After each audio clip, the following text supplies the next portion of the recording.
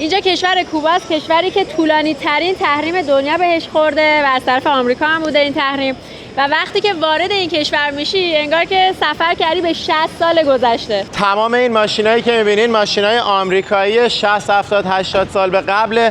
به خاطر همینه که میگن میای کوبا مثل اینه که تاریخ یخ زده باشه و تو میتونی به اون زمان تاریخ سفر کنی. کلی سوال هست راجع به این کشور، کلی تضاد هست. یکی از خاص‌ترین سفرهایی که ما تا حالا رفتیم به خاطر اینکه چجوریه که این کشور که یه زمانی رفیق فاب آمریکا بوده، نزدیکترین شریک آمریکا بوده تو کل قاره آمریکا، یکی از پیشرفته ترین کشورهای کل دنیا بوده و یکی از بزرگترین اقتصادهای آمریکای لاتینو داشته، چجوریه که با وجود اینکه اکثر مردم این کشور دارن حقوقای دولتی زیر ماهی 20 دلار میگیرن، در حالی که یه وعده غذا میتونه چندین دلار خرج داشته باشه و در حالی که یکی از فقیرترین کشورهاست مردم رو نیاوردن به دزدی‌ها و خلافکاری‌های گسترده و همچنان یکی از امن‌ترین کشورهاست برای سفر کردن. شاید تو فکر خیلیاتون کوبا یه جزیره کوچولوی کارائیب باشه مثل پورتوریکو و جامائیکا، ولی اصلا اینطور نیست. کوبا 10 برابر پورتوریکو و جامائیکا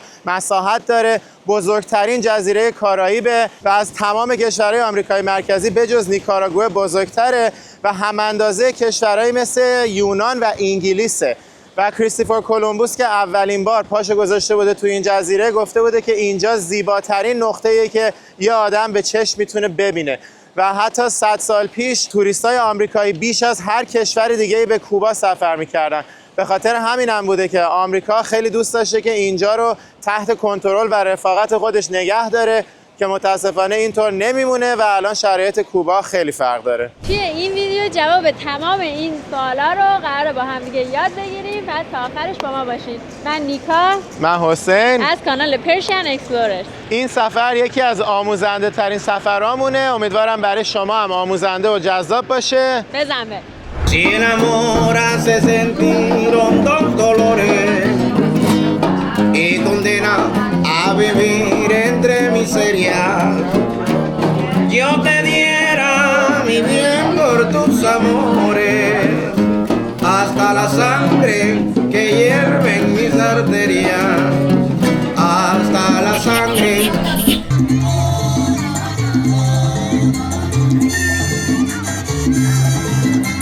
توی این کشور از هر 1000 نفر 8 نفر پزشکن. برای خود کوبایی هم همین قیمته و این دیگه محلی ترین جاییه که تو میتونی باشی و خرید کنی و خیلی برام جالبه. یعنی واقعا شما فکر می‌کنین کسی که ماهی 20 دلار فقط حقوق میگیره میتونه بیاد این خرجا رو بکنه؟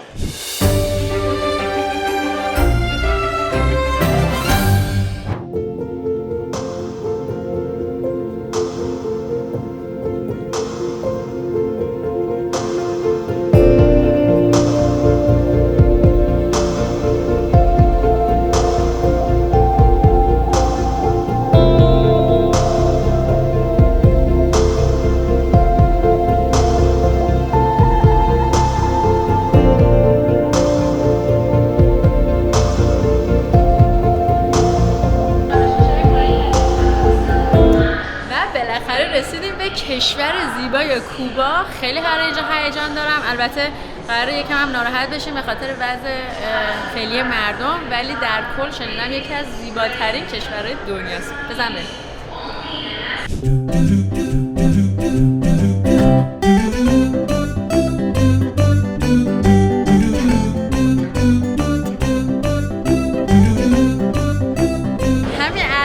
داخل فرودگاه اومدیم بیرون و ببینید چه ماشین خوشگل گوگلی همینجا پارک کرده. آبی قراره از اینا سوار بشیم و بریم سمت هتل. البته ماشینای دیگه هم دارن ولی من همش فکر می‌کردم کوبا اکثرا همین ماشینا باشن. و اکثر ماشینا مربوط میشه به همون 60 سال پیش. جالبه، فکر نمی‌کردم این همه ماشین جدیدم اینجا ببینیم.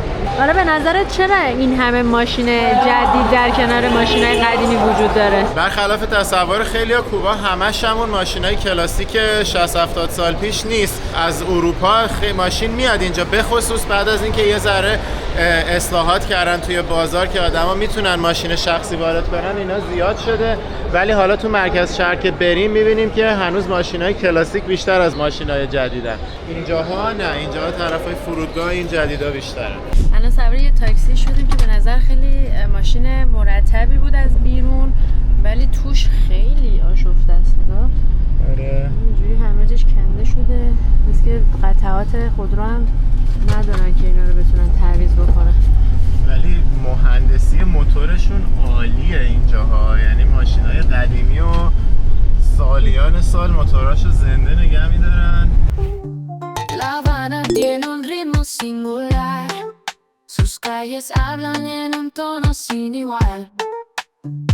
Bailemos juntos al compás tropical. Tus ojos brillan en la noche de cristal. Mi amor, en La Habana es como un son que vibra fuerte desde el corazón. Un beso tuyo y pierdo la razón.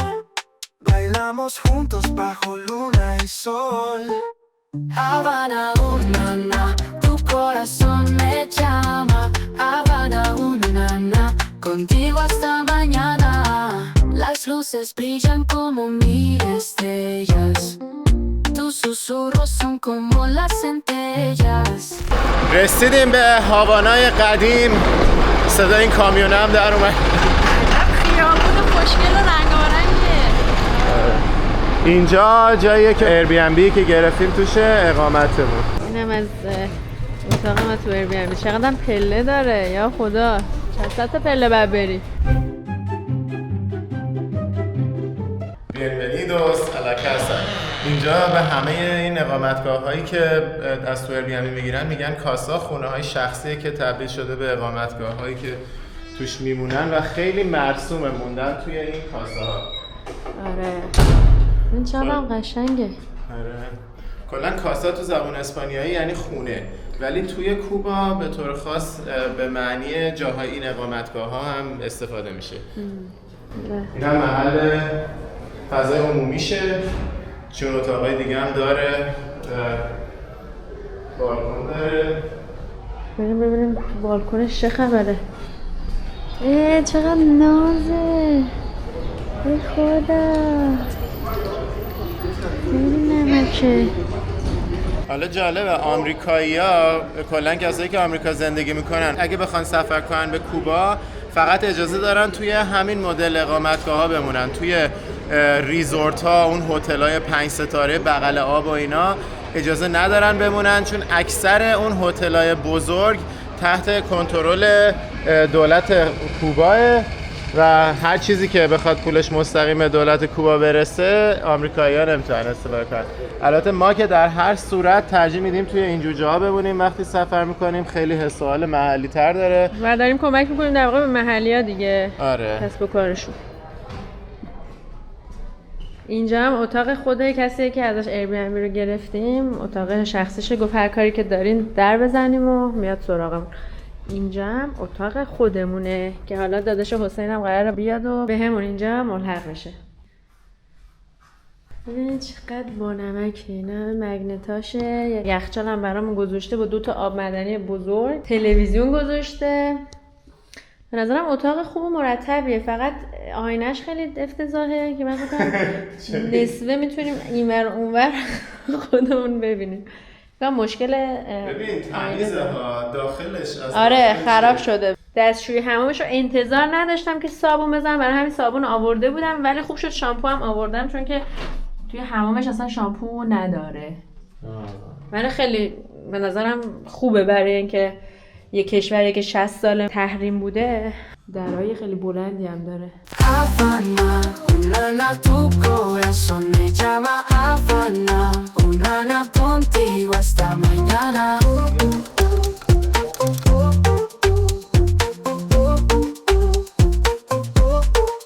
De amor no se detiene nunca más, como el mar que besa la arena sin cesar. Tu risa es música que quiero abrazar.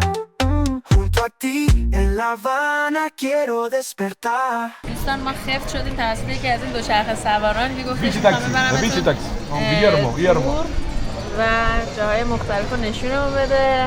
الان داره خودش هم تبلیغ میکنه براتون و ما گفتیم ما گرسنه‌مونه. گفت خب بریم اول رو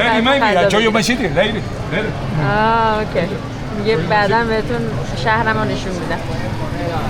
همینجوری که تو این دوچرخه داریم میریم شهر رو میتونید ببینید. Irán y Cuba, friend. Israel. Boom, boom. Palestina. آقا واقعا خف شدیم. ما که این همه تازه تجربه سفر داریم هم خف میشیم. الان رفته بگه که آقا پورسانت منو بده اینا رو آوردم توی رستورانتون. دیگه قراره ما رو احتمالاً دوبله سوبله شارژ کنه. رستورانی که ما رو آورد Bésame mucho, como si fuera esta noche la última vez. Bésame, Amanda, bésame mucho. نگاه کنید این موزیشین عزیز اومد عینکشو داد به حسین. شبیه چی شدی؟ شبیه بوف کور شده.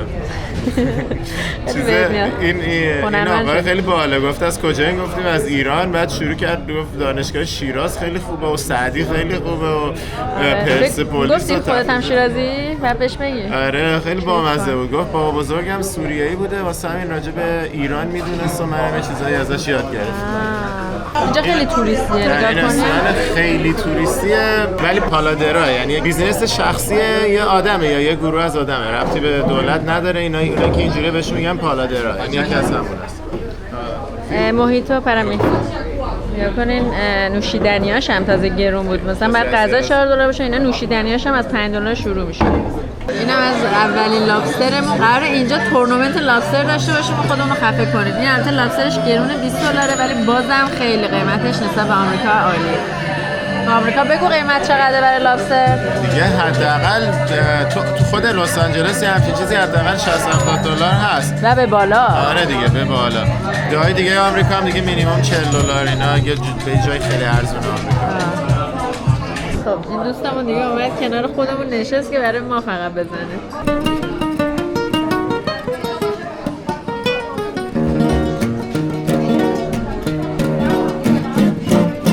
Si el amor hace sentir hondos dolores y condena a vivir entre miserias. مرسی اگه مرسی. Merci, Talofa, Kiora, Danke Bell, Danke Chen, Efala, Esquerricasco, Millesker, Arigato, Sucra, Sucría, Hansa Camila, Shei, Tarima, Kashe, Kamon, Salamat, Madlova, Spasiva, Obrigado.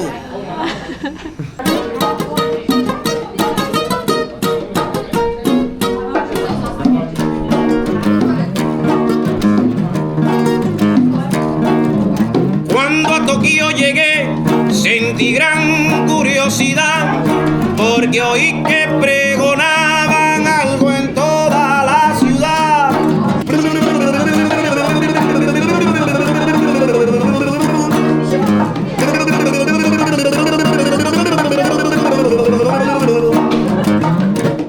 Machillo lo podemos en toda la ciudad, Maquijabana y Shekimo y Yakimo. Yakimo, Yakimo, Yakimo, Yakimo.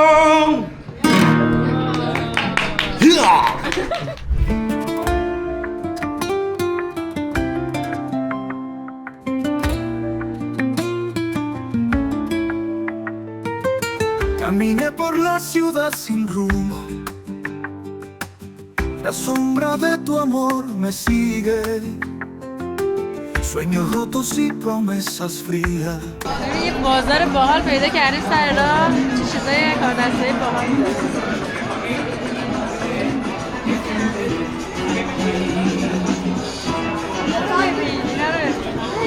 سیگار کوبایی هم دارن. Evolución de mi corazón quedó atrapada en tu traición. Perdido vivo en tu ausencia, cadenas de dolor que no se quiebran. en tus ojos. He visto mi condena, la esperanza de amarte se quema. حالا اومدم سلمونی کنم. Hola, ¿cómo estás? Bonitas cigareta.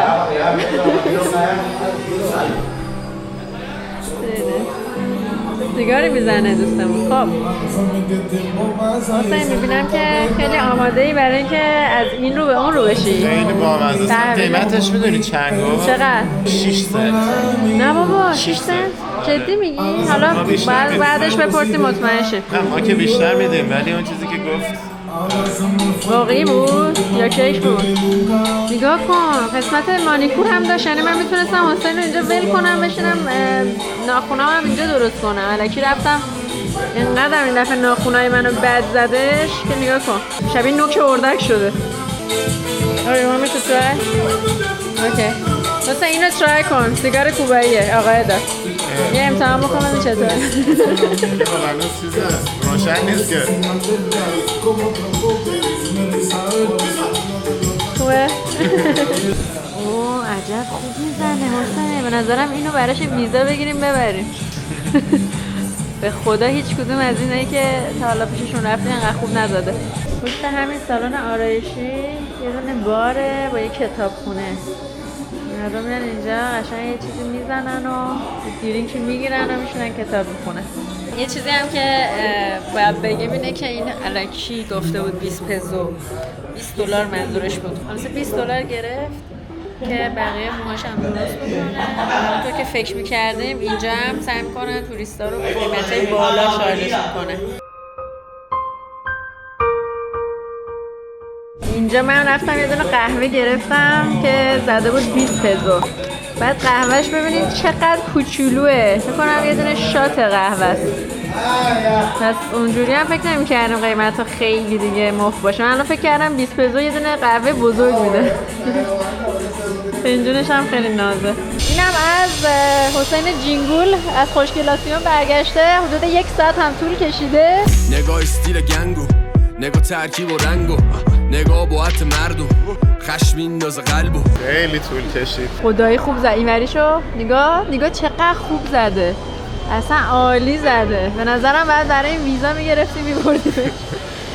هم ریشاشو زد، هم تو دماغشو زد، هم ابروهاشو براش تمیز کرد. دیگه چی میخواستی؟ اینم از قهوه حسین.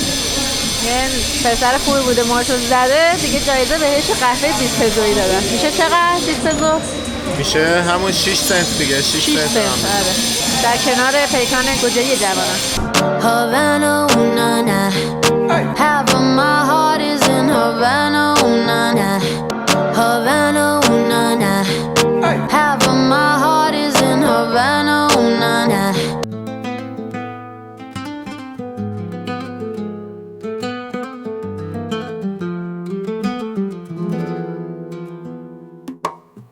Camino por la ciudad sin rumbo, la sombra de tu amor me sigue. Sueños rotos y promesas frías, perdido vivo entre tus mentiras. Te busco en cada esquina vacía, en cada risa que se llevó el viento, la revolución de mi corazón.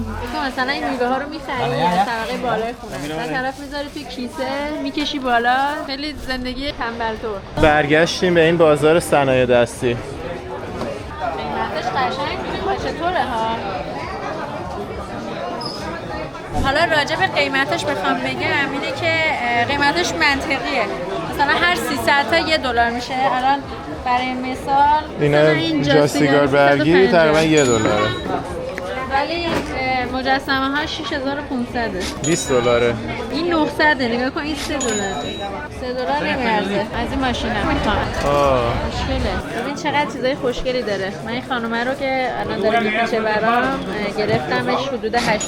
از این هم خیلی خوشم آمده. نگاه کن روزنامه داره میخونه. این ولی گرونتر از اون خانومه که من برداشتم. 3500. خیلی کوچیکه. یکی از این خانوما من برداشتم. خانومایی با شخصیت هنرمند درست کرده. باباشه. بابای این پسره. Sí. Se llama Persian Explorers. Persian explorers. Persians? Explorers. Sí. Persian explorers. Sí.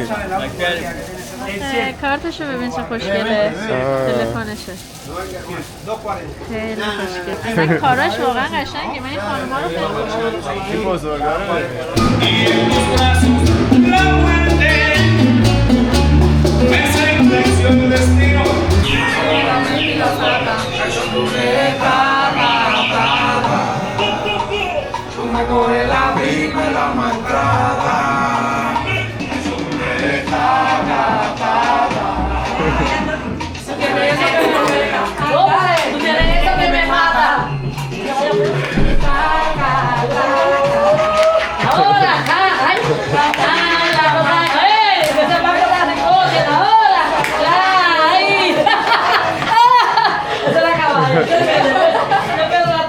امروز شد روز مو. هم حسین ماشو درست کرد هم من اومدم اکستنشن گرفتم. موهای طبیعی پیدا کردم.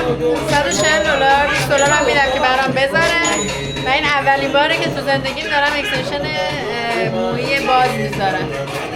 قبلا تو تایلند اکستنشن گذاشته بودم ولی موی واقعی نبود. من بافته بودم. خیلی حس باحالیه. اومدیم اینجا توی بیزینس کاملا محلی. همه اینا یه خانواده ان. همینجوری میان میرن میرقصن. خیلی باحاله. واقعا تجربه قشنگی بود. وارد زندگی این کوبایی‌ها شدیم. Sí, somos de Irán. Irán, ¿sabes dónde es Irán? Pero buen país, Irán. Pero sabes que dónde es ¿Dónde está Irán? la mapa? En el mapa dónde está. Cerca de qué país? De Jerusalén y todo. Cerca. Israel. Sí, sí, cerca de Israel. Sí. Turquía, Israel, Saudi. ببینم از موهای من خیلی راضیم. خیلی کارش خوبه.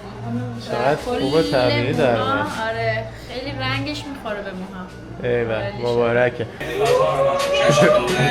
بابی باید نقص کرد.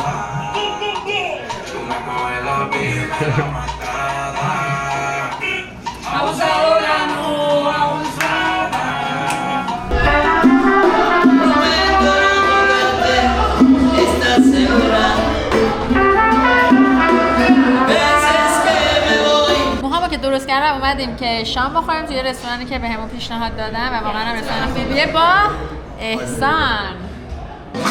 به سلامتی داداش عزیز من، همسفر این سفرمونه. خوش اومدید. خیلی خوشحالم که اینجا همیشه شما. احسانم از کانادا پا شده اومده، ما از آمریکا و قراره کلی بگردیم این کوبای زیبا رو.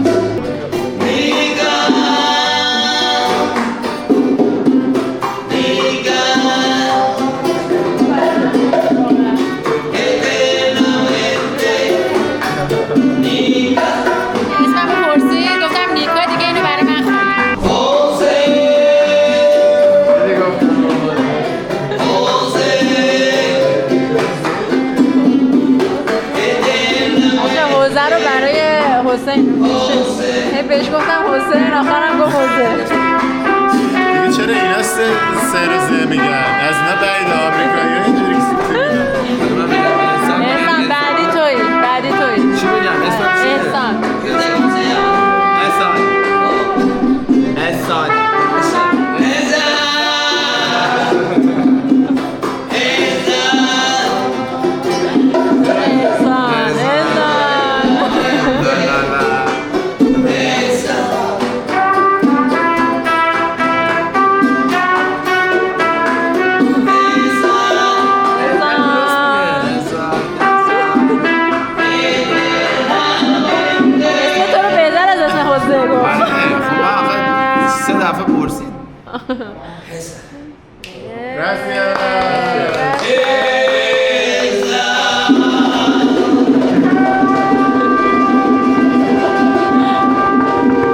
ببین چه غذایی گرفتم این دفعه من. لابستر با پنیر کسو و این فقط شدش $9.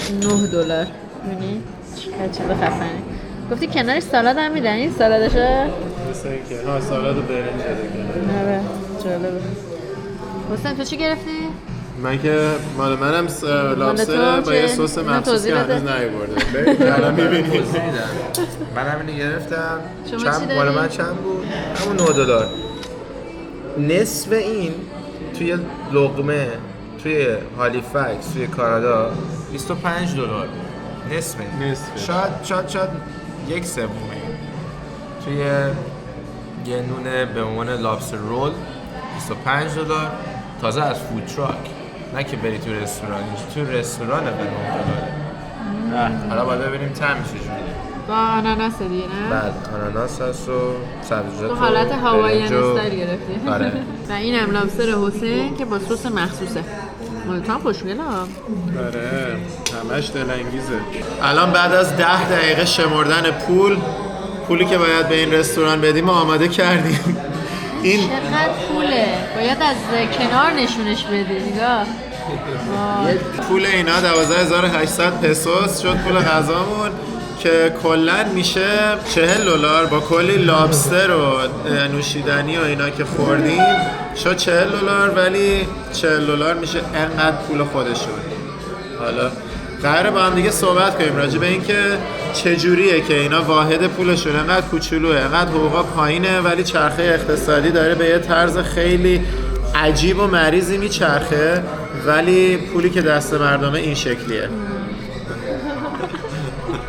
این همه پول ندیدم توی یه جا با هم، ولی اندازه 3 تا میل شد دیگه، 3 تا غذا. اینم گرد کردیم گذاشتیم تو همین لیوانی که برامون رسید آورده بودن. رستوران دنیا آنا. آره این رستورانه هم غذاش خوب بود، لابسترش که خیلی خوشمزه بود، موسیقی زنده هم داشت.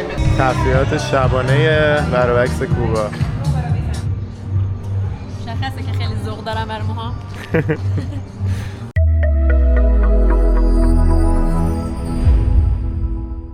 Havana, ooh, na, na. He took me back to East Atlanta, na, na, na.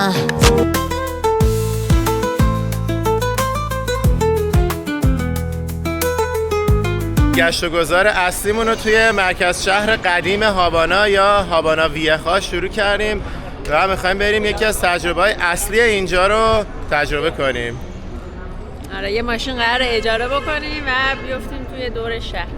امروزمون رو با نارگیل شروع میکنیم، هر کدومش هم کمتر از $1 $250.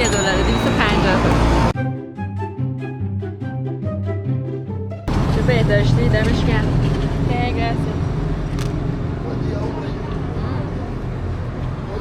خوشمزه است باشن. سلامتی.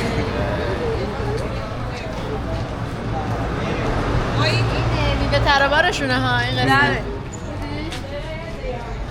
آره خیلی باحال. مزه است اینجا پیتزای کوبایی داره. Camina por la ciudad sin rumbo, la sombra de tu amor me sigue, sueños rotos y promesas frías, perdido vivo entre tus mentiras, te busco en cada esquina vacía, en cada risa que se llevó el viento, la revolución de mi corazón. تور ماشینمون رو شروع کردیم توی یه ماشین کلاسیک آمریکایی که یکی از معروف‌ترین ویژگی‌های کشور کوباست. وینتج بهشون میگن، اینایی که خیلی دیگه برق میزنه شده مخصوص گردوندن توریستا. Esperanza de amarte se quema. No hubo despedida ni adiós sincero, solo el eco de un sueño muerto. وارد چاینا تاونش میشیم.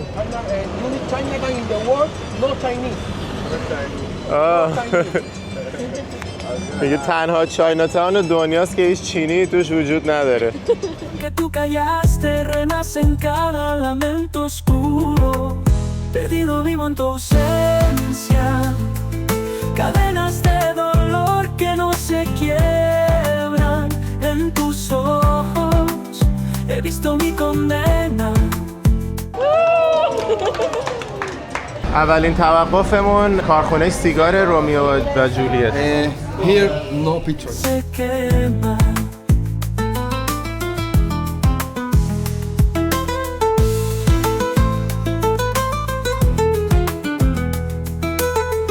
من دوباره پریدم بالا. خیلی حال میده، آرومم میره. Despedida ni adiós sincero, cadenas de dolor que no se quiebran en tus ojos. He visto mi condena, la esperanza de amarte se queda. حالا اینجا یه توقف دیگه داریم توی میدون انقلاب. همه توریستا رو با این ماشین خوشگلا آوردن اینجا، همه دارن عکساشون رو میگیرن توی این میدون انقلاب. حالا ما هم میریم یه سری عکسا اینا بگیریم. نه ماشینی که ما باش اومدیم. اینجا میدون انقلاب هاوانا خیلی نقش مهمی داشته توی انقلاب کوبا. فیدل کاسترو میومده اینجا سخنرانی میکرده، جمعیت آدما اینجا جمع میشده برای گوش دادن به حرفاشو، در واقع تحریکشون میکرده که بیان انقلاب کنن و به خاطر همینم دور تا دورش همینجوری نمادهای انقلابه. یعنی بعد از اینکه انقلاب شده اومدن خیلی ساختارا رو به اینجا اضافه کردن، من جمله این ساختمونا و اون عکس چگوارا که روی اون یکی ساختمونه و اون بیشپ قوسه مارتی هم یکی دیگه از کسایی بوده که نقشش توی این انقلاب که الان مجسمه‌شو بزرگ زدن جلوی اون یادبود انقلابشون. خیلی جالبه این ماشین قدیمی‌های آمریکایی که تو کوبا خیلی رایجه، در ظاهر قشنگ برق میزنه. البته اینایی که انقدر نوع برق میزنه بیشتر همون برای فعالیت‌های توریستیه، ولی خب عادیاش هم دیدین دیگه، یعنی خیلی ظاهرش خوب نگه داشتن ولی داخلش رو نگاه کنی می‌بینی که چقدر واقعا قدیمیه. مثلا اینجا رو نگاه کن، این مثلا واقعیت ماشینه، ولی ببین چقدر اینا نبوغ پیدا کردن برای نگه داشتن و بازسازی این ماشینا که تونستن ماشینای اون موقع رو الان انقدر خوب نگه دارن.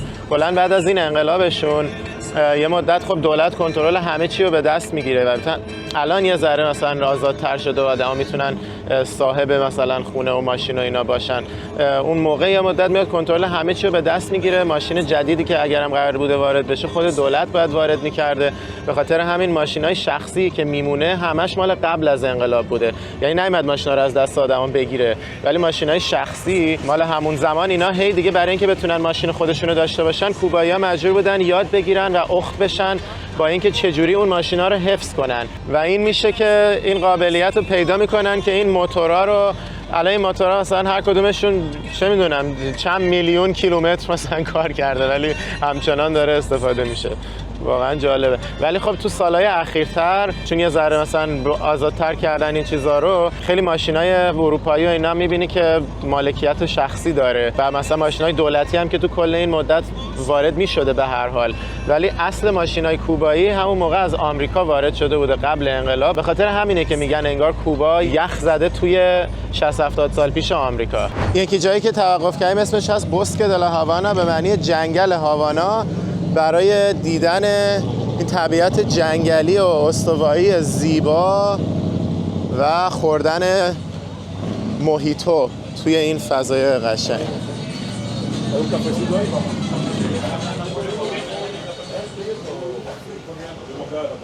سلامتی اومدیم اینجا نوشیدنی می‌خوریم از اون منظره زیبا لذت ببریم.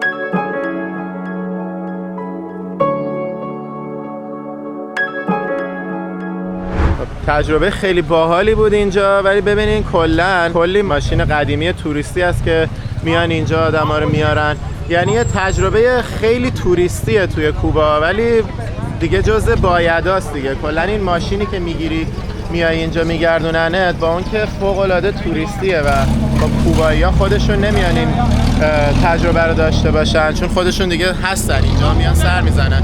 این برای توریستا ساخته شده این تور، ولی جزء چیز واجباته. به خاطر همین ما هم اومدیم و یه همچین تجربه رو داشتیم.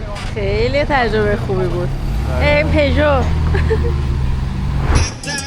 وای چه آهنگی. بریم که ادامه بدیم. این دفعه من و نیکا اومدیم جلو نشستیم دوتایی، بریم برای ادامه ماجرا.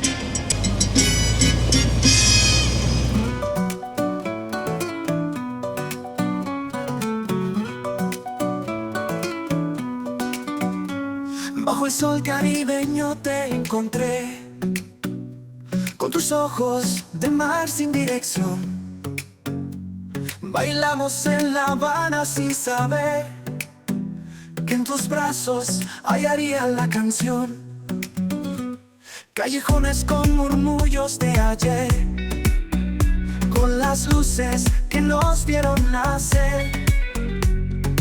Hablo con el viento en tu piel y la luna se queda a mirarnos bien. Habana mía tan llena de tu son, donde el alma canta sin razón. این ساختمونایی که این دور و بر هستن خیلی جالبه. الان این یادبودی که میبینین این مال آمریکاییاییه که توی حملات انتحاری تروریستی کشته شدن. قبل از سال 1900 ساخته شده، یعنی خیلی قدیمیه. قبل از اینکه روابط کوبا و آمریکا بد بشه این یادبود اینجا ساختن، ولی همچنان هستش. و اون ساختمونی که اونجا دارین میبینین این ساختمون مال مافیای ایتالیا بوده. در واقع مالکیتش الان مال دولته ولی قبلا مال مافیا بوده. این هتل ملیشونه و این گاردن جلوی هتل، باغ جلوی هتل که علامت کوبا روشه. یعنی دولتی ترین هتلی که تو کوبا میبینین اونه. Habana mía tan llena de tu son, donde el alma canta sin razón. این آقا اومد گفتش که $1 میگیرم برات کاریکاتور بکشم. ما هم دیگه گفتیم دمت گرم بکش، چون هدفمون حمایت از مردم محلیه دیگه. گفتیم که ببینیم چی میکنه.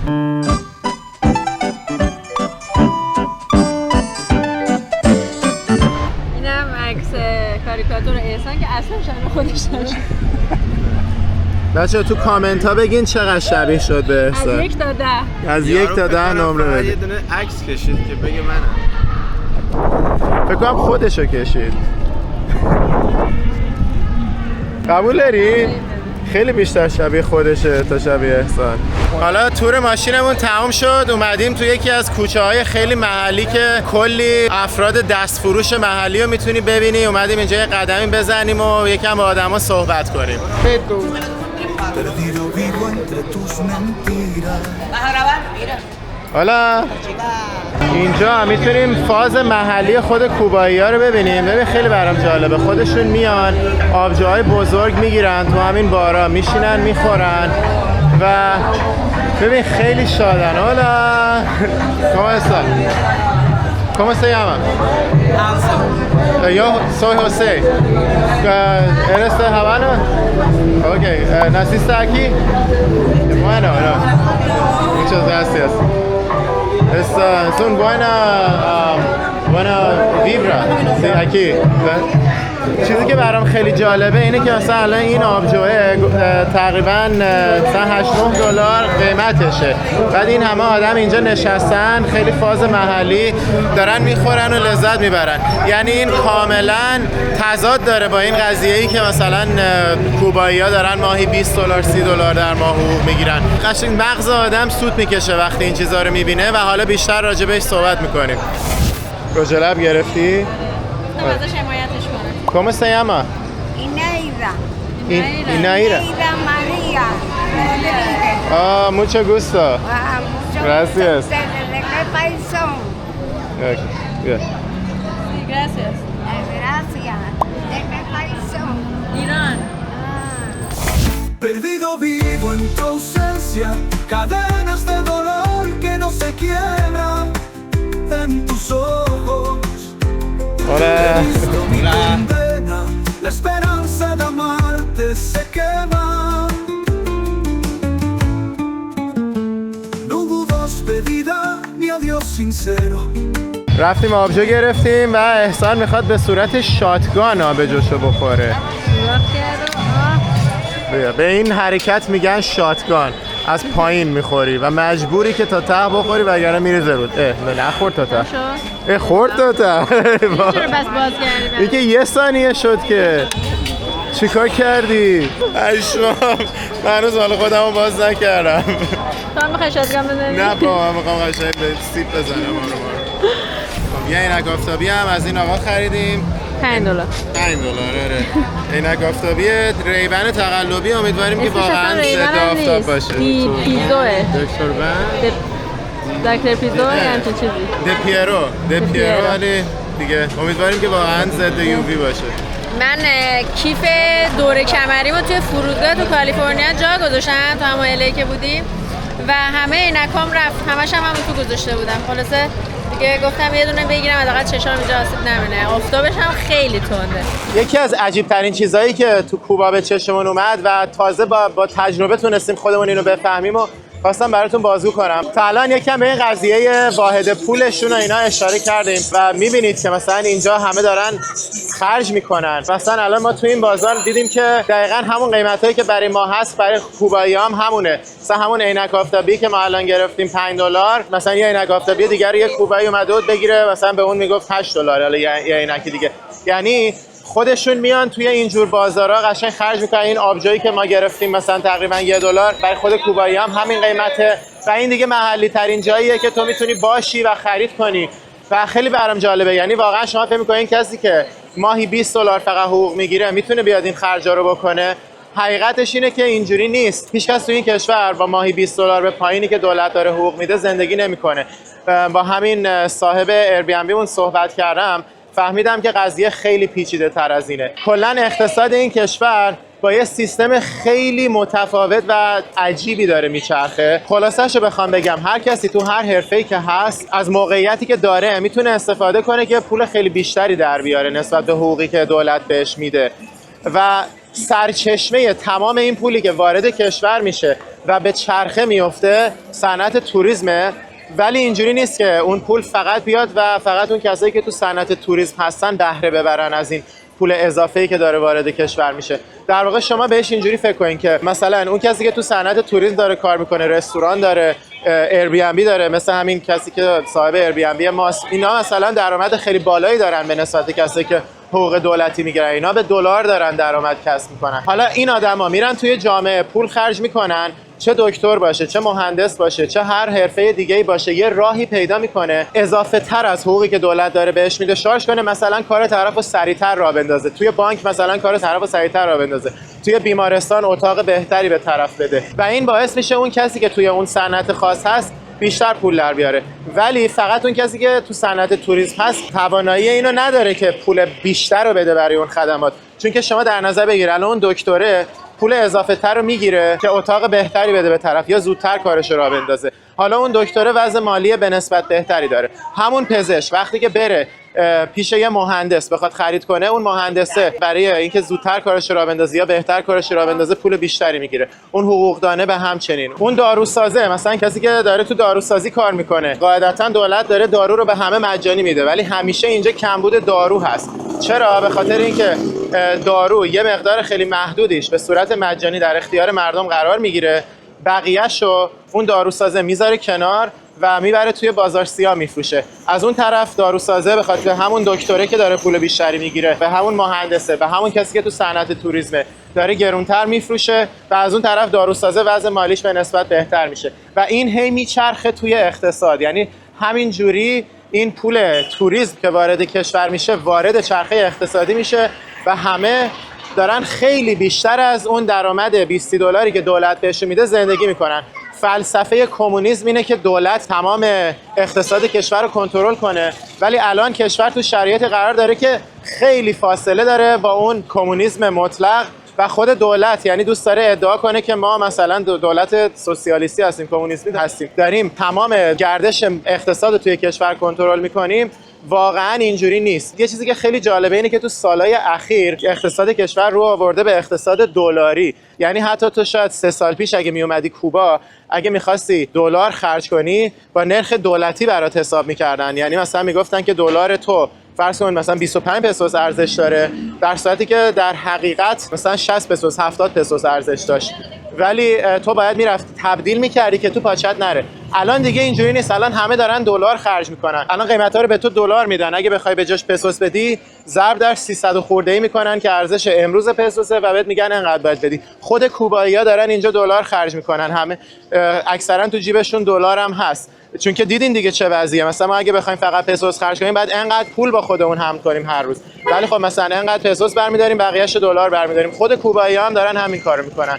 یعنی خیلی اقتصادشون حالت عجیبی گرفته و داره میچرخه، به طور عجیب و مریضی داره میچرخه و با این حال میبینی که مردم به خودشون میرسن. مردم قشنگ یه روحیه‌ای دارن که ما خفنیم، ما خوبیم، ما باید به خودمون برسیم، ما باید وضع خودمون رو بهتر کنیم و اینو میبینی توی جامعه که سعی میکنن عادی زندگی کنن، سعی میکنن هر جور شده پول در بیارن و اونجوری که میخوان زندگی کنن. ولی متاسفانه به خاطر اینکه این شرایط وجود داره که همه آدما باید تلاش کنن که یه راهی غیر از اون حقوق دولتی پیدا کنن که پول در بیارن، خیلی‌ها که این فرصت براشون پیش نمیاد توی قعر جامعه باقی میمونن و به خاطر همینه که با وجود اینکه خیلی‌ها راهش رو پیدا میکنن و خوب زندگی میکنن، همچنان خیلی‌ها توی فقر خیلی شدیدی قرار دارن و راهی پیدا نمیکنن که اون پولای اضافه رو در بیارن و این شرایط، این خط فقر هر سال بالاتر و بالاتر میره، ولی باز نوسان خیلی زیادی داره. یه سال ممکنه فقر خیلی بیشتر باشه،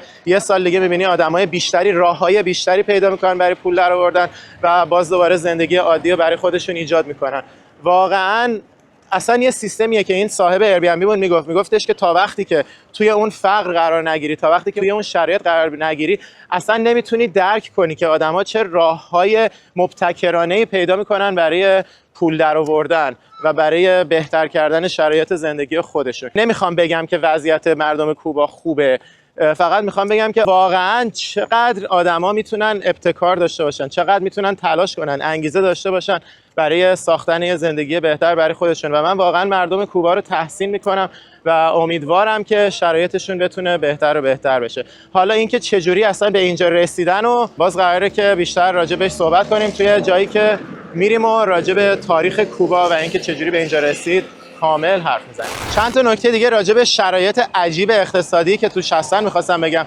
ببینید اینجا بیشترین درصد پزشک رو توی جامعه داره، یعنی حتی مثلا توی آمریکا که درصد پزشکاش بالاست و پزشکی به نسبت قوی داره، از هر 1000 نفری 3-4 نفر پزشکن. توی این کشور از هر 1000 نفر 8 نفر پزشکن، یعنی تقریبا 1% جامعه پزشکن و کلا آمار کسایی که تحصیلات بالا دارن خیلی زیاده توی این کشور.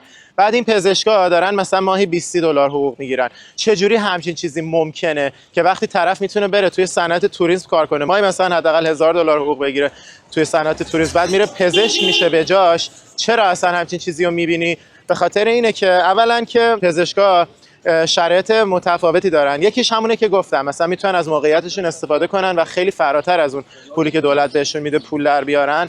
دوم این که کلا شغلای دولتی اینجا بهشون خونه‌های دولتی تعلق میگیره و مثلا اگه طرف داره ماهی $20 حقوق میگیره، ماهی $2-3 اجاره خونش میشه در ماه. هرچند که این خونه‌های دولتی الان خیلی به محدودیت خورده، یعنی کسایی که میخواین خونه‌های دولتی رو بگیرن اگه از قبل نداشتن تو صفای خیلی زیاد باید بمونن.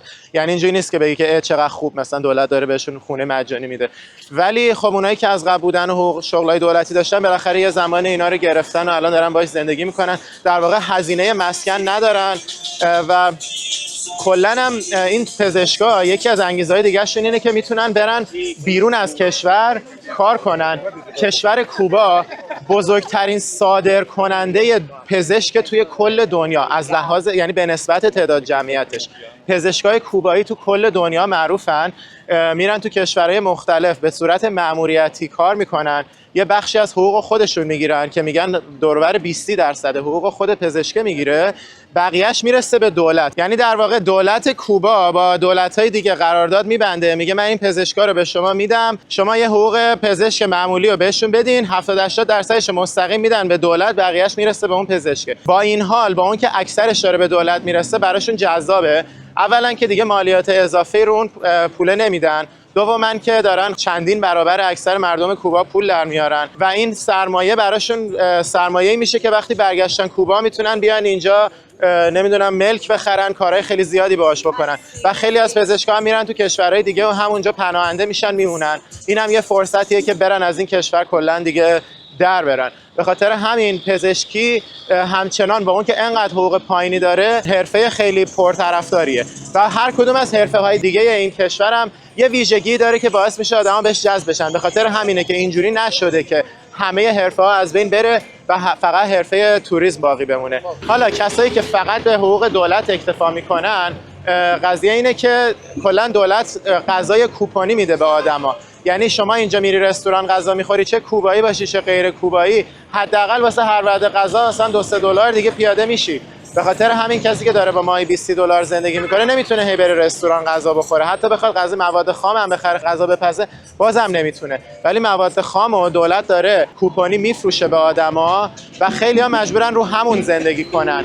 ولی به خاطر همینه که تو این کشور میبینی که قشر فقیرتر، قشر پایینتر مجبورن برن تو صفای خیلی طولانی این کوپن‌ها بمونن و ساعت‌ها توی صف میمونن، بزن میشه، بهشون نمیرسه، یه روزش طرف هدر میره و این شرایط هم وجود داره و برای بخش خیلی زیادی از جامعه این شرایط وجود داره.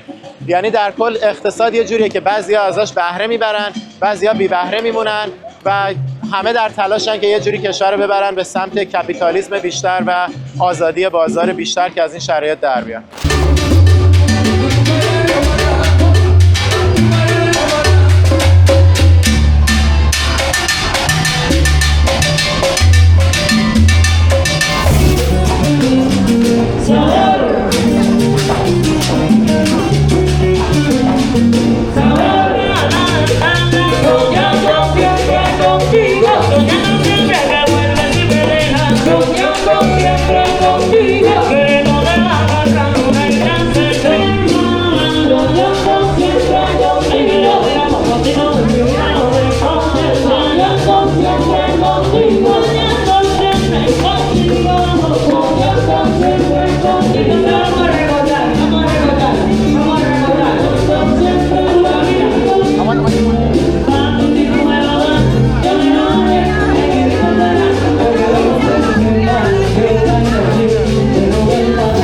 از این اتوبوس‌های بین شهری که دیروز احسان باهاش اومد رسید به ما. آره نبود، یه چیز دیگه بود. شبیهش بود دیگه. ولی آره این یکی از راه‌های حمل و نقل توی کوباست. از این شهر میرن اون شهر. ما قرار نیست تجربه کنیم، فقط احسان تجربه کرد. راضی بودی از تجربت؟ من واقعا تجربه‌مو دوست داشتم، چرا که از فرودگاه با یه دونه تاکسی رفتم به یه شهر دهکده توری و اونجا یه دونه اتوبوس گرفتم و اومدم هاوانا. کلا آدما خیلی آدمای پیسفول و خیلی آدمای خیلی خوبی هستن و من کلا از وقتی که وارد کوبا شدم تا الان خیلی حس خیلی مثبتی داشتم. اینو باید بگم کسایی که از کانادا میان، از تورنتو پرواز فقط به شهر وارادرو هست، به هاوانا پرواز مستقیم وجود نداره. به خاطر همین احسانم اومد وارادرو. از اونجا میخواین بیاین هاوانا، اگه بخوای تاکسی بگیری باید 150 دلار آمریکا پول تاکسی بدی بیای هاوانا. اگه بخوای با حمل و نقل عمومی بیای خب باید اول یه 25 دلار بدی بری ایستگاه اتوبوس، بعد اتوبوس سوار شی 15 دلار بدی اتوبوس و خب خیلی هم معطلی داره تا زمان اتوبوس برسه. دیروز احسان اومد مثلا بعد از ظهر رسید وارادرو، شب رسید هاوانا. دردسر زیاد داره. اگه چند نفر هستین قطعاً میارزه که ماشین شخصی بگیرین، 150 دلار مثلا 3-4 نفر با هم بدین، خیلی به صرفه تر از اینه که وایسین با اتوبوس بیاین. حالا کسایی که از آمریکا مثل ما میان فقط تنها راهش کدوم مسیره بگو؟ کسایی هم که از آمریکا میان فقط از شهر میامی پرواز مستقیم هست به کوبا. به خاطر همین یا باید برن کشورهای دیگه مثل مکزیک و پاناما بعد بیان کوبا، یا اینکه از طریق میامی بیان. حالا اومدیم توی خود خیابون هاوانا، یعنی اسم این کوچه هاواناست. هاوانا اونانا و کلی رستوران و غذاخوری فضا آزاد داره. میخوایم بریم توی یکیش غذا بخوریم. Havana, ooh, na. Half of my heart is in Havana, ooh, na, na. Hola, ¿cómo estás? Gracias. Havana, ooh, na, na. Half of my heart is in Havana, ooh, na, na.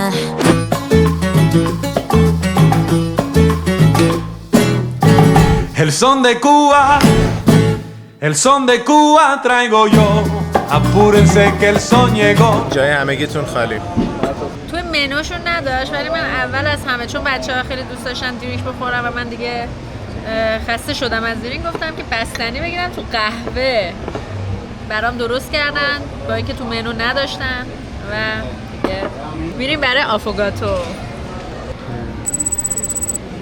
غذا هم لابستر گرفتیم و احسان هم یه گوشت خوب. گوشت خوب.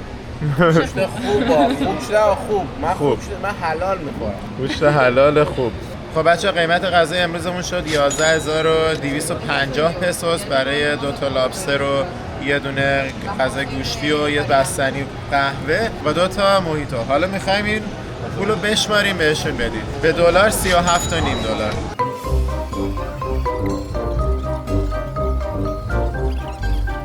2,000 years later. این تازه شد 55,000 تا نصفش.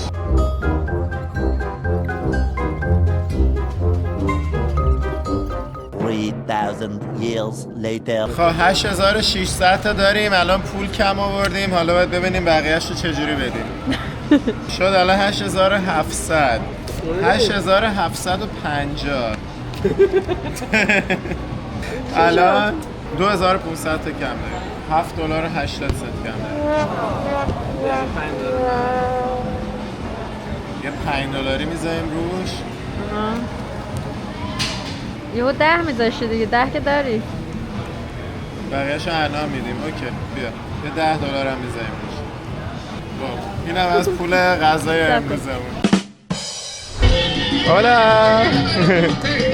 ¿Qué están jugando? Dominó. Domino. Oh. Dominó cubano.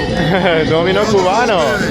Es diferente de domino de otros. ¿Dónde son ustedes? Where you from? De Irán. Irán. Irán. Gracias. خب دیگه میخوایم این پولا رو ورداریم و کمک کنیم به آدمایی که واقعا بهش نیازمندن. این 1500 رو میخوام بدم به این آقایی که الان توی این ایربی‌ان‌بی داره کار میکنه و گفتن که خیلی وضع خودش و خانواده‌اش بده. خب بیا. نیازمنده.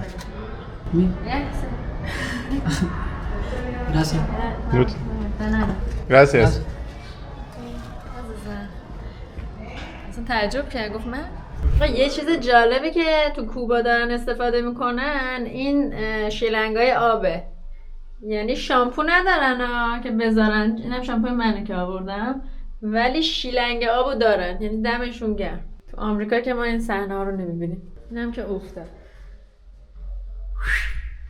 حالا رسیدیم به یه دونه ساختمان قدیمی اسپانیایی که اداره پلیس بوده و همینجا گفتم که خوبه که شروع کنیم و یکم راجع به تاریخ این کشور گپ بزنیم، یکم برگردیم عقب به دورانی که اسپانیایی‌ها اومدن و این جزیره رو کشف کردن. کلاً خب مثل بقیه کشورها و مناطق قاره آمریکا و آمریکای جنوبی اینجا رو اسپانیایی‌ها اومدن پیدا کردن. قبلش محلی‌ها بودن، بومی‌ها بودن، ولی این جزیره یکی از اولین جاهایی بود که کریستوفر کلمبوس که اومد قاره آمریکا رو پیدا کرد پاشو توش گذاشت. یعنی در واقع جزیره هیسپانیکا که نزدیک اینجاست و کشورهای دومینیکن ریپابلیک و هایتی توشن، اولین جزیره بود که پاشو توش گذاشت. بعدش اومد کوبا رو پیدا کرد و اون موقع گفته بود که این جزیره زیباترین نقطه‌ایه که یه آدم میتونه چشم بهش بذاره.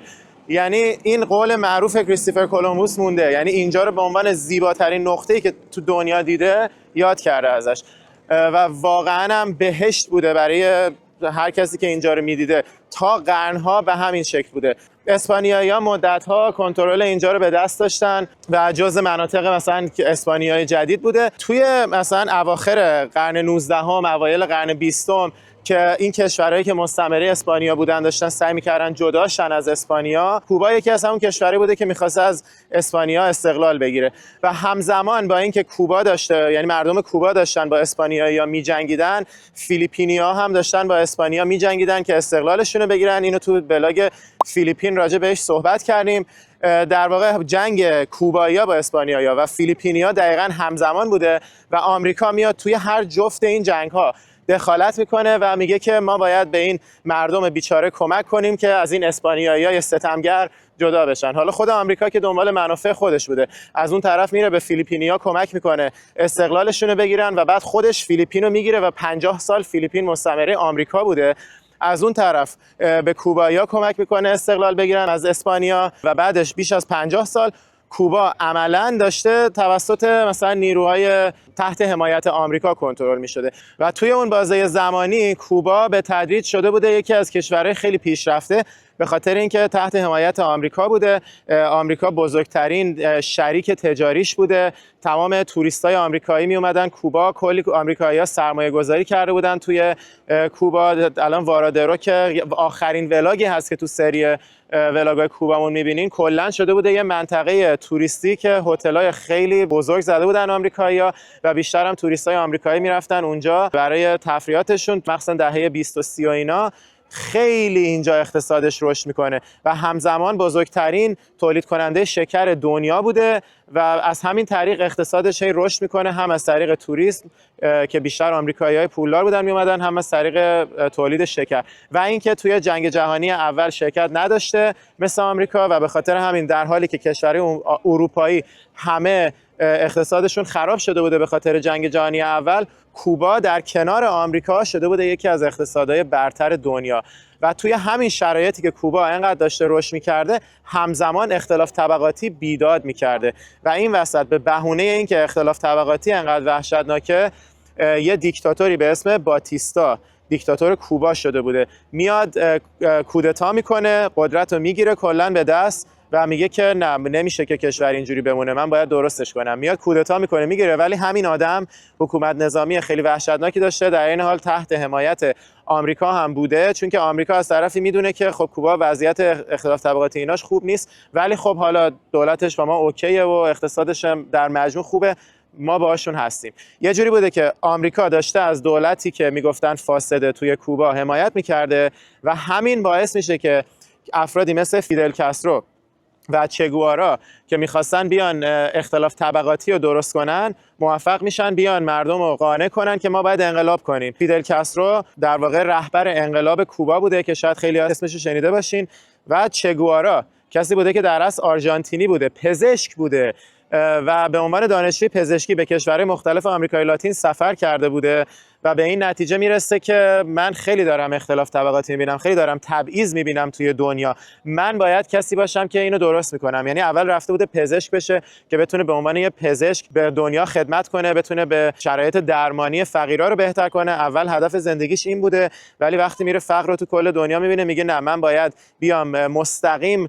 اختلاف طبقاتی رو درست کنم و این باعث میشه که افکار کمونیستی بیفته تو ذهنش. در واقع خیلی جالبه، این شخصیت چگوارا شخصیتیه که از طرفی باعث شده که یه سری از کشورها به خاطر روی کار اومدن کمونیسم به بیچارگی برسن، از طرف دیگه نیتش هیچ وقت بد نبوده، یعنی نمیدونسته که عواقب درست کردن کمونیسم، عواقب این ایدئولوژی که دولت باید بیاد همه چیز رو کنترل کنه، دولت باید اقتصاد رو به دست بگیره که متوازن کنه همه چیز رو، چقدر میتونه مضر باشه برای جامعه، اینو نمیدونسته و واقعا با نیت خوب میاد سعی میکنه که کشورهای مختلف رو درست کنه، میبینه به نتیجه نرسیده. تو کوبا موقعی که این فیدل کاسترو و برادرش راول کاسترو میان باهاش تو مکزیک قرار میذارن و صحبت میکنن، میبینه که چقدر خوبه، چه کیس خوبی من دارم که برم با اینا برای آزاد کردن کوبا و کمونیستی کردن کوبا کمک کنم و واقعا هم موثر بوده، کمک میکنه که کوبا انقلاب کنه، کمونیستی بشه و حتی 1-2 سال بهش سمت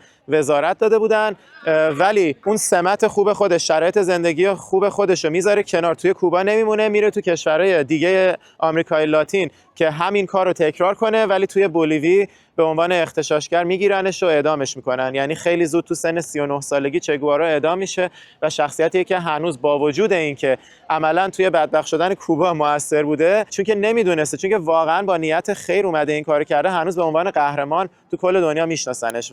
همینجا یه نکته رو در مورد چگوارا باید اضافه کنم که بعد از صحبت کردن با افراد بیشتر توی کوبا فهمیدم. درسته که بعضیا معتقدن چگوارا نیتش بد نبوده، ولی یه نقطه نظر رایج دیگه بین کوبایی‌ها اینه که چگوارا شاید اولش هدفش خیر بوده، ولی از یه جا به بعد معتاد جنگ طلبی و پیروزی توی جنگ شده بوده. به خاطر همین آروم نمی گرفته و همش دنبال ایجاد جنگ و انقلاب توی کشورهای مختلف بوده. حتی قبل از اینکه بره بولیوی رفته بوده توی آفریقا هم ناآرومی رو انداخته بوده و به خاطر همین خیلی از کوبایی‌ها ازش به نیکی یاد نمی‌کنن. خاطر اینم واقعا داستان جالبیه. خلاصه این فیدل کاسترو اقتصاد جامعه رو به صورت کمونیستی یا عالمه سال میبره جلو.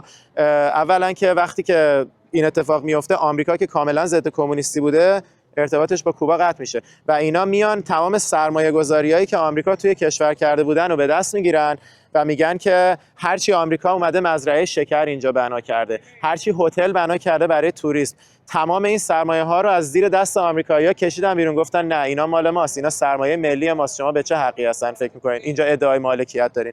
اینا رو از آمریکا میکشن بالا، ولی بهشون میگن که ولی ما بجاش بهتون وامای دولتی میدیم، باند در واقع بهشون مثلا سهمیه‌های دولتی میدن که میگن این ارزش مالیش همونه، ولی آمریکا میگه کی گفته شما میگین ارزش مالیش همونه؟ در واقع اینطور نیست و آمریکا با کوبا دشمن میشه و سر همین که کوبا اومده بود مال و منال آمریکایی‌ها و سرمایه‌گذارا رو بالا کشیده بود و تبدیل شده بود زیر به یک کشور کمونیستی، در حالی که آمریکا مخالف سفت و سخت کمونیسم بود، آمریکا کوبا رو تحریم میکنه. یهو اقتصاد کوبا، اقتصادی که داشته میرفته به طور متوسط یکی از پیشرفته ترین کشورهای دنیا بشه، ولی با اختلاف طبقاتی خیلی زیاد فرو میپاشه. ولی بعد شوروی میاد دست و بال کوبا رو میگیره، میگه دمتون گرم، شما اومدین آمریکا رو اینجوری مسخره کردین، آمریکا رو تحقیر کردین، زیر سایه آمریکا حکومت کمونیستی بنا کردین، دمتون گرم، من هواتونو دارم. شوروی میاد میشه مهمترین شریک کوبا. شوروی انقدر سرمایه‌گذاری میکنه توی کوبا که تا یه مدتی دوران طلایی کمونیسم کوبا شکل میگیره. یعنی با اون که کمونیست بوده انقدر شوروی پول ریخته بوده توی این کشور که وضعشون داشته خوب میشده. مشکل اینجاست که به محض اینکه شوروی فرو میپاشه و این حمایت قطع میشه، این سیستمی که بنا کرده بودن اصلا گنجایشش رو نداشته. مردم نه انگیزه‌ای داشتن کار کنن، چون مثلا فرض کن طرف یه کارخونه، مدیر یه کارخونه است، کارخونه مال خودش نیست، هیچ انگیزه‌ای نداره، حقوق اندکی داره از دولت میگیره و هر چقدر هم خوب کار کنه یا بد کار کنه تأثیری روش نداره. به خاطر همین انگیزه ها از بین رفت، کلا اقتصاد و همه چیز داشت میخوابید تا اینکه دولت اومد یک کم شل کرد، گفتش که نه، مثل اینکه اینجوری فایده نداره. طرف گفتش که من جام زهر رو می نوشم، فیدل کاسترو، و یه ذره اقتصاد رو باز میکنم، توریسم رو آزاد میکنم، یه ذره اقتصاد رو میبرم به اینکه مالکیت های خصوصی، بیزینس های خصوصی آزاد باشه. یه ذره روزنه‌ای باز شد که یه ذره شرایط درست بشه، ولی خیلی کند این پروسه داره پیش میره. بعد که فیدل کاسترو دیگه قابلیت حکومت نداشت، حکومت داد به برادرش راول کاسترو، گفتش که تو بیا به جای من. چند سال بعدش هم فیدل کاسترو خودش فوت کرد. راول کاسترو گفتش که من باید تغییرات بزرگ ایجاد کنم، باید شرایط کشور رو درست کنم. اومد با اوباما سعی کرد که مذاکره کنه و معامله کنه و تحریما رو برداره. کلا خیلی شرایط داشت برای کوبا بهتر میشد توی دوران اوباما، ولی بعد از این که ترامپ اومد گفتش که این کوبایی‌های خود آمریکا هم خیلی ضد حکومتن، یعنی میگن اینا اصلاح بشو نیستن، مثل ایرانی‌ها که بعضیا مثلا ایرانی‌های آمریکا میگن به هیچ وجه با جمهوری اسلامی هیچ گونه معامله جایز نیست چون که اینا درست بشو نیستن. اونا هم همین ذهنیتو دارن خیلی از کوبایی‌های آمریکا که به هیچ وجه نباید با این حکومت معامله کرد. اوباما رو سرزنش می‌کردن که چرا کلا دموکرات‌ها میان با این دولت سعی میکنن سازش کنن، در حالی که هیچ سازشی نباید انجام بشه تا اینکه کلا این حکومت فرو بپاشه. و اینا به خاطر همین کوباییایی که تو فلوریدا اکثرا ساکنن، اصلا فلوریدا برگشت از دموکرات شد ریپابلیکن، به ترامپ رای دادن. ترامپ هم که اومد به خاطر اینکه این همه رای از طرف کوبایی‌ها به دست آورده باید پرونده اونا رو پیش میگرفت دیگه. ترامپ اومد دوباره تمام تحریما رو برگردون، دوباره شرایط رو سخت کرد. حالا تو سالایی که دوباره بایدن بود اون تحریما دوباره برداشته نشد، فقط شرایط سفر دوباره یه ذره راحت شد به کوبا که الان ما تونستیم بیایم. شرایط سفر شبیه زمان اوباماست، ولی همچنان این کشور تحت تحریم‌های خیلی شدیده، اقتصادش تحت فشار، نه فقط به خاطر تحریم‌های آمریکا ولی خب به خاطر سیستم کمونیستی که دولت چیده. ولی همونطور که قبلا توضیح دادم خیلی سیستم عجیب غریب و پیچیده‌ایه، یعنی عملاً کمونیسم در اسم هست ولی مردم یه راهی پیدا کردن که این کمونیسم رو دور بزنن و شرایطی شبیه کپیتالیسم برای خودشون ایجاد کنن، شرایطی شبیه بازار آزاد تا جایی که میتونن، ولی در عمل بازار آزاد نیست. به خاطر همین خیلی‌ها محروم میمونن از این پیشرفت‌ها و فقر خیلی زیادی توی جامعه باقی میمونه. خلاصه ببینیم که در نهایت این کشور به کجا میرسه. بریم حالا این دفعه سراغ کسی که داره توی سمت آشغالا میگه.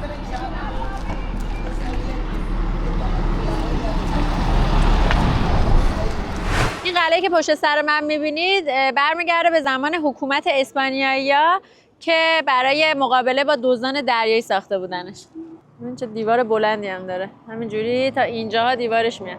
این دقیقاً مثل همون قلعه اسپانیایی که توی کارتاخنا رفتیم تو کلمبیا، داستان شبیه اونه. در واقع اون طرف چون که دریای کارائیبه، از اون طرف ممکن بوده که هر لحظه دزدای دریایی بیان یا رقیباشون حتی انگلیسی‌ها و فرانسوی‌ها بخوان بیان اینجا رو بگیرن. به خاطر همین تمام نقاطی که اسپانیایی‌ها تو کارائیب داشتن یه همچین قلعه‌هایی ساخته بودن کنار کارائیب که بتونن دفاع کنن از قلمروی خودشون و تمام اینا رو با کمک برده‌هایی ساخته بودن که اینجا آورده بودن. به خاطر همین هم است که کوبا الان مثل همون کارتخانه‌های کلمبیا نصف جمعیتش اصالتاً از نوادگان آفریقایی‌هایی هستن که اینجا به عنوان برده آورده بودن برای ساخت و ساز توی همین شهر و همین کشور.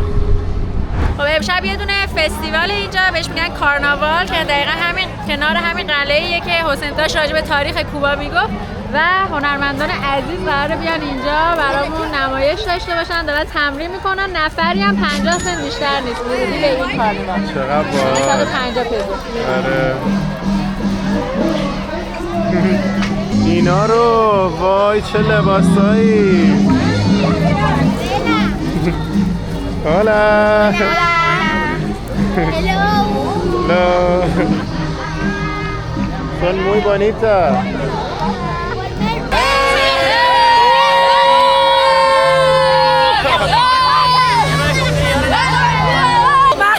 من اون وسط نشونم. Kisses. Love you. چیزی که خیلی باحال راجع به این برنامه اینه که خود کوبایی‌ها حسابی اومدن دارن بلیط میگیرن چون خیلی ارزونه و قراره که در کنار خود محلی‌ها جشن بگیریم و دیگه حال کنیم و یه برنامه محلی رو شرکت کنیم این دفعه. الان برنامه تموم میشه و حسین همچنان داره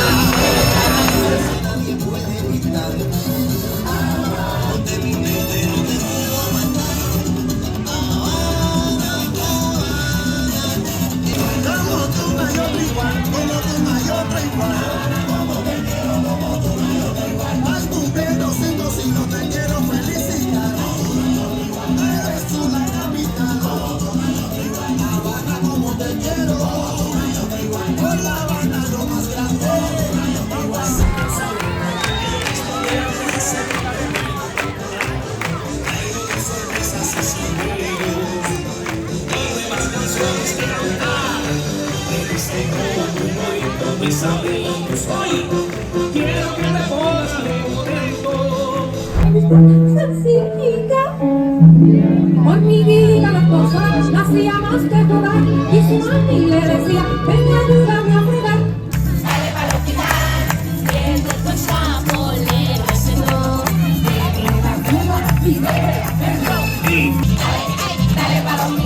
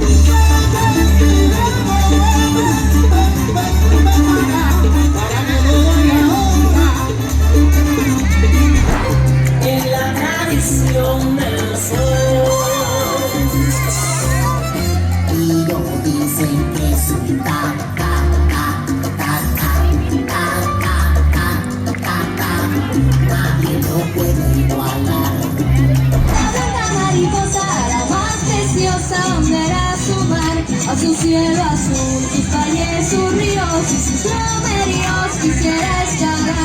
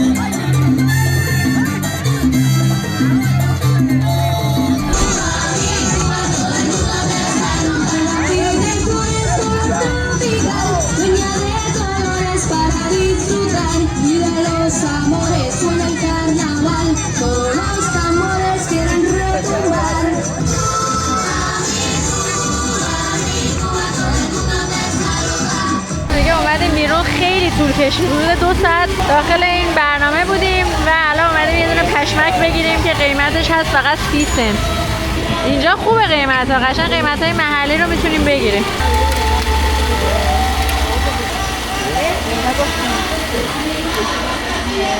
Gracias. اینم پشمک ما. پشمک حاج عبدالله. اینم برای شما.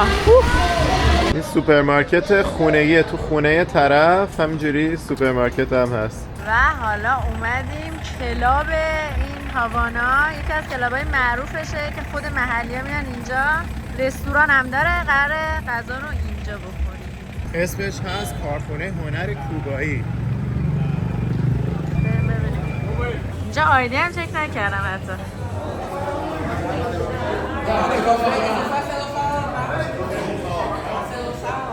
اینجا ورودیش نفری 1000 پزوه. چه تقریبا 3.5 دلار. آره؟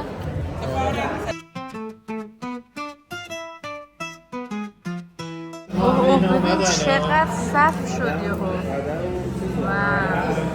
اینا که نمیخوام پارتی کنن، اونا اینا به رستوران اومدن. People dancing all together, living life and having fun.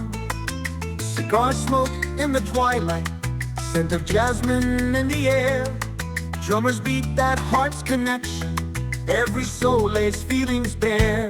Hey, hey, viva la Havana, where the dance never ends. Songs that make you feel so grander, find your joy among your friends. Cracked pavement whispers secrets of lovers who've come and gone. Each alley tells a story in Cuba's eternal song.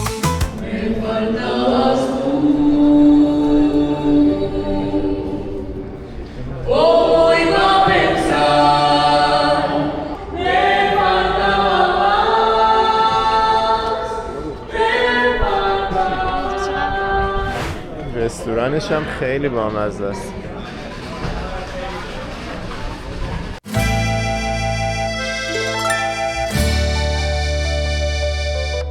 اینم از غذاهای ما توی این رستوران باصفای کارخونه هنر. ما 3 تا سویچه گرفتیم و بگو چیه این؟ غذا یونانیه. موساکا، غذای یونانی. توش بادمجون داره و گوشت و پنیر و فوق العاده خوشمزه است. من اولین بار توی یونان خوردم و هر روز دیگه سفارشش میدادم تا امروز توی کوبا قراره دیگه بخوریم. توی ولاگ یونان اگه دیده باشین که حتما ببینید اگه ندیدید. آره هر روز داشت از این موساکا میخورد. خیلی خوشمزه. ببینید چه فضای باحالیه اینجا. این طرفش هم یه سری فضا داره برای دوره همی، همه اینجا دارن با هم دیگه معاشرت میکنن. اون پایین هم کلی آدم نشستن دارن نوشیدنی میخورن و معاشرت میکنن. اینجا فضای دوره همی پایینشه که از اون بالا داشتیم میدیدیم. خیلی باحاله. Estar despierto contigo, vida, al amanecer es lo mejor para mí. El despertar junto a ti, penas y horas completas las haces desvanecer. Como la lluvia de ayer, regresa el sol cada vez.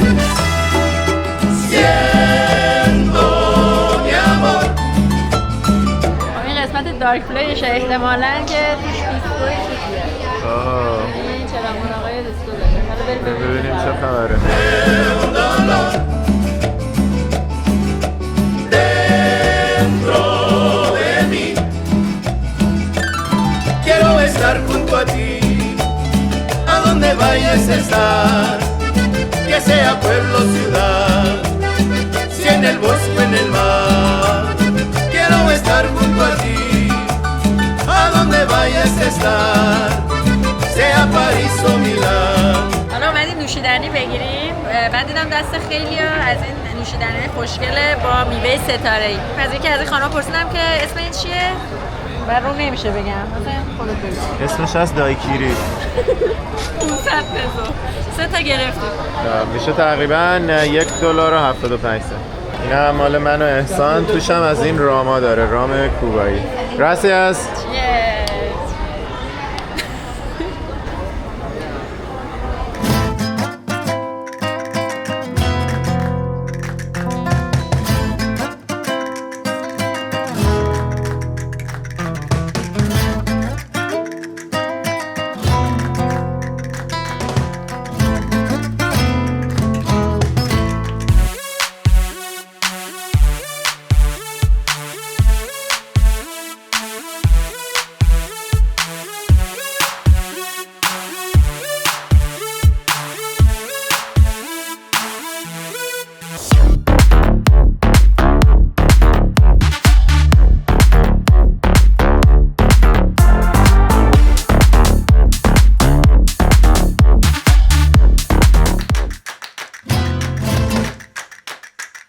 نقشه کوبا با کلیدای رنگی رنگی.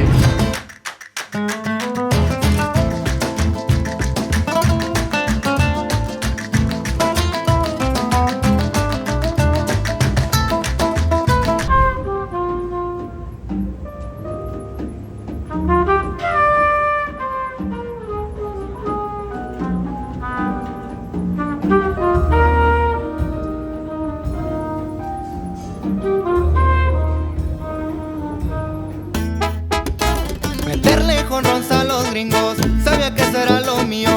Radicamos en San Diego, en la Angelina, el Jalecito. Siempre listo y bien activo, saben que soy un peligro. Con Dios bien encomendado por si hay un imprevisto.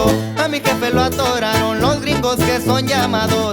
Le tocó la mala al viejo, pero nunca nos rajamos. اینه کلابش محبت رسیده به کلابش.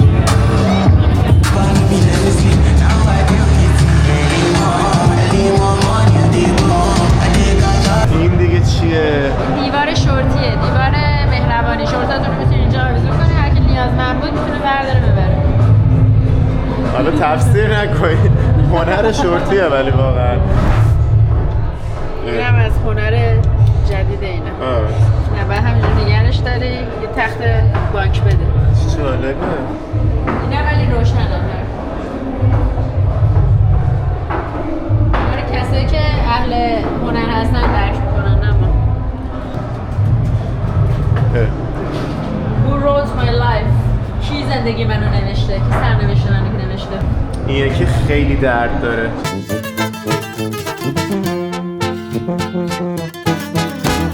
Cuida a mi familia, yo los amo y por ellos doy la vida. Una especial niña, mis abuelos que me cuidan desde arriba. این یکی فارسی نوشته روش. از شیرین نشاط، ایرانی آمریکایی. بچه من واقعا نمیدونم داستان این چیه. اگه میدونین تو کامنت ها بگین.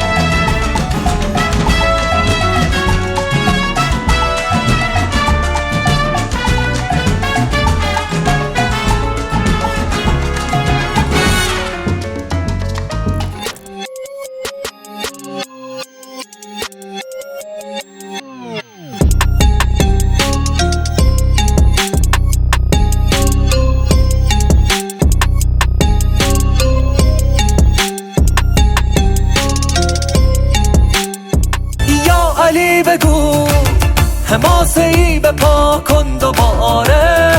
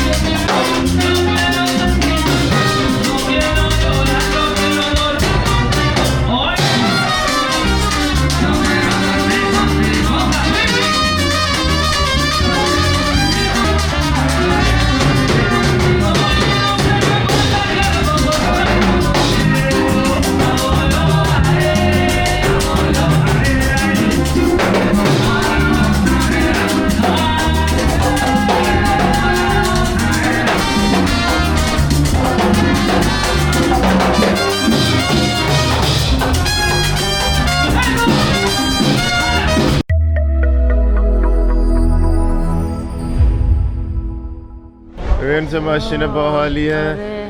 این اومدیم کنارش عکس بگیریم. این آقا خودش پیاده شد گفت بیا بشین توش. آره خیلی مهربون. ببین با این بک‌گراند یعنی هم صورتی این کی دیگه آره هم از خلاصه خودش هم هم ساختمونش صورتیه هم این ماشینه. این Hola, esa es una gran persona. Gran persona, sí. Very tall guy. Sí. Because he helped me yesterday for buy this for my daughter. You know, thank you for coming, Cuba. Camina por la ciudad sin rumbo. La sombra de tu amor me sigue. Sueños rotos y promesas frías. Perdido vivo entre tus mentiras. اینجا میدون کاتدرال، میدون کلیسای جامع. این کلیسا رو تو قرن 18 اسپانیایی‌ها ساختن و یکی از نمونه‌های بارز معماری باروک به اصطلاح که سبک همون اسپانیایی قرن 18. حالا بریم داخلش هم ببینیم. کل این میدونی که می‌بینین تمامش مال همون زمانهای اولیه است که اسپانیایی‌ها ساختن. البته اون کلیسایی که خودش مال قرن 18.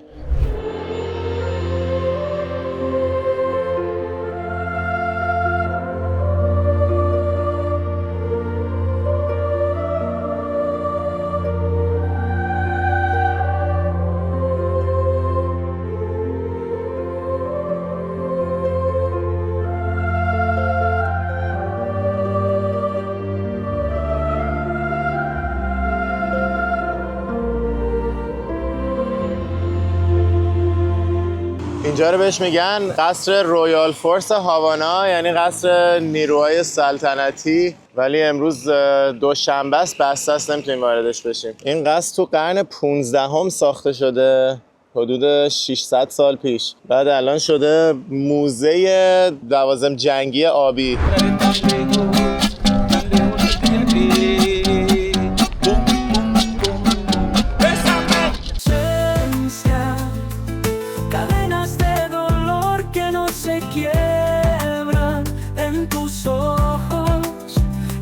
Mi condena, la esperanza de amarte se quema.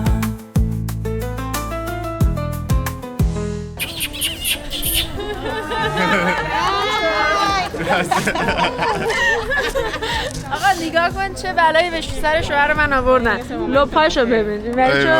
چه قرمز شد. قرمز شد.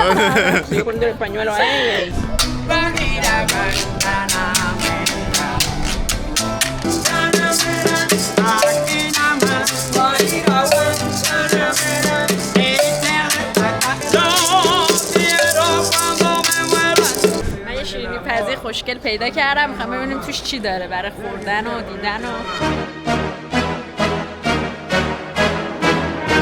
و یه چیزی که برامون خیلی عجیبه، تا حالا چند تا از شیرینی فروشی ها رفتیم ازشون پرسیدیم قهوه یا چایی کلا چیزی دارن، گفتن نه. جالبه که توی فرهنگ اینا کلا قهوه و چایی اصلا انگار استفاده نمیشه.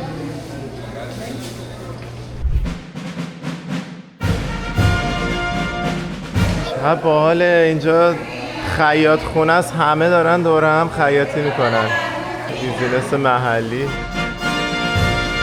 خدایی نگاه کنین قهوه ها اصلا اینجا فقط اسپرسو داشتن. الان مثلا ما اومدیم ژلاتوی ایتالیایی، مغازه‌ای هستش که کلی ژلاتو بسنه ایتالیایی میفروشه و فقط یه نوع قهوه داشت که همین یه دونه نوع $1 300 پزو. از این قهوه انقدی ما از این دکه ها گرفته بودیم 20 پسوس، یعنی میشد 6 سنت. الان چند برابر؟ تقریبا 20 برابر. 20 برابرش، ولی خیلی قویه.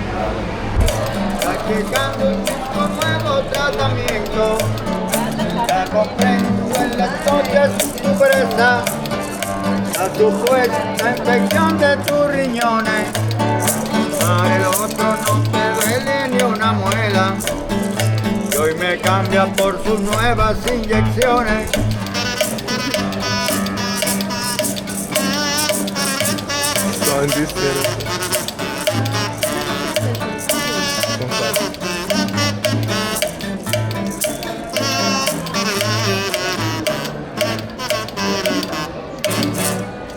Gracias. زنیشم خورد. Feliz Navidad. Feliz Navidad.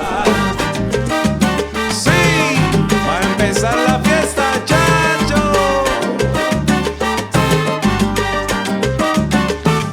بالاخره اومدیم که پیتزای کوبایی رو امتحان بکنیم. دونه 200 پزو، یعنی حدود 70 سنت. ولی کوچولوه دیگه پیتزاش.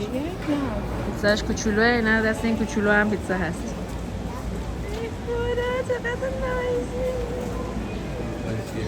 خیلی موی بلند داره. نه همه نشستم دارن پیتزا میزنن. این هم آشپزخونه این پیتزای کوبایی. خیلی هم بهداشتی.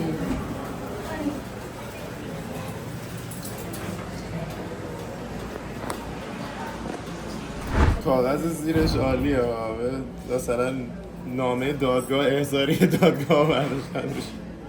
چقدر جالب. آره کاغذایی که نمیخوان و دادن به اینا که باش پیتزا بذاره. خب نوبت شاتگانه. برای که این راحت تر باز بشه، این خط جایی که چیز باز میشه رو اینجا رو میگیری میری پایین و اینجا یه دونه سوراخ ریز با کلید میکنی. خب میشه در دروازه. و از این وریش میکنی، اینو همزمان باز میکنی. این شد شاتگان. با یه نفس تموم شد. شت سلامتی.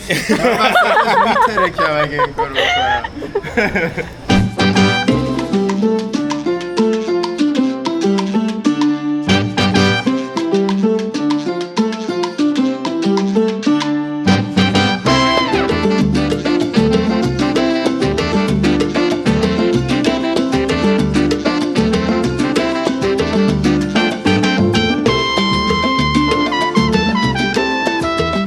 با 4000 پزو یه دونه تاکسی گرفتیم اومدیم ساحل اطراف هاوانا، بهش میگن سانتا ماریا دل مار پلایا و اینجا یکی از ساحل‌های فوق‌العاده قشنگ و زیبای نزدیک به هاوانا و منتها همینجا ولاگو تموم میکنیم. ولاگ بعدی بهتون این سواحل زیبای هاوانا رو نشون میدیم که خیلی هم دیدنی و تعریفیه. خودمون هنوز نرفتیم سمتش. اگه هنوز سابسکرایب نکردی سابسکرایب کن و با لایکت بهمون انرژی بده. آره این قسمت‌های بیرون شهر هاوانا رو گفتیم توی ولاگ جدا بذاریم، چون فردا هم داریم میریم سمت وینیالس که 2 ساعت از هاوانا فاصله داره. یه تور یه روزه میریم اونجا. مزرعه‌های سیگار کوبایی درست کردنش هم اونجاست که خب یکی از بزرگترین تولیدات ملی کوباست، به خاطر همین میریم بهش سر بزنیم.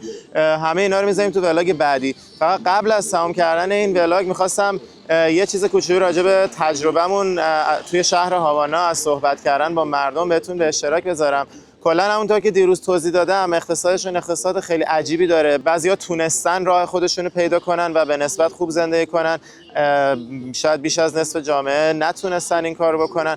ولی در کل با آدما که صحبت می‌کنی ببین میگی مثلا وضعیتون چیه و اینا، اولا که اکثرا دوست ندارن جلوی دوربین صحبت کنن چون که خیلی میترسن از اینکه بیان تو دوربین رو صحبت کنن. به خاطر همینه که اون مکالمه ها رو شما اینجا ندیدین، من مجبورم بیام خلاصه بگم. اکثرا که میان میگن که خیلی خوبه اینجا، همه چی خیلی راضییم، خیلی خوشحالیم، چون که اصلا میترسن، یعنی آزادی بیان اونجوری وجود نداره اینجا. ولی اونایی که میان یه ذره بیشتر باز میکنن حقایقو، همون چیزایی که بهتون گفتم و گفتن، همین خلاصه‌ای که کردم که خیلی‌ها موفق میشن راه خودشونو تو این اقتصاد عجیب غریب پیدا کنن. خیلی‌ها نمیتونن، ولی با این حال مردم خیلی سعی میکنن خوشحال باشن، با اون چیز خیلی کمی که دارن سعی میکنن شاد باشن، بزنن، برقصن، همونطور که توی این ولاگ دیدین و روحیه‌شون واقعا قابل تقدیره. دیگه حالا بریم که بقیه ماجرای کوبا رو توی ولاگ‌های بعدی ببینیم. امیدوارم از این ولاگ هم خوشتون اومده باشه. تا ولاگ بعد بدرود.